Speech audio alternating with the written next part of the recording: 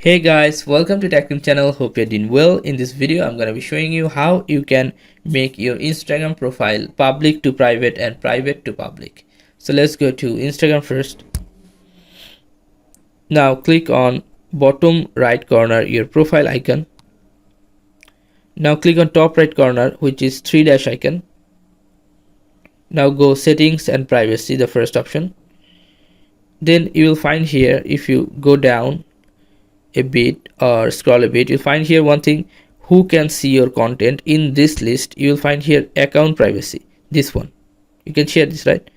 Just click on this, and if you toggle this button on, your profile will be private.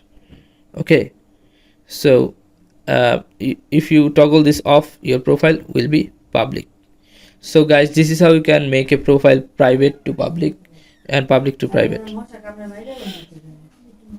Yes.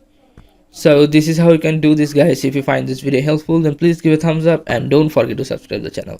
Thank you so much for watching the video.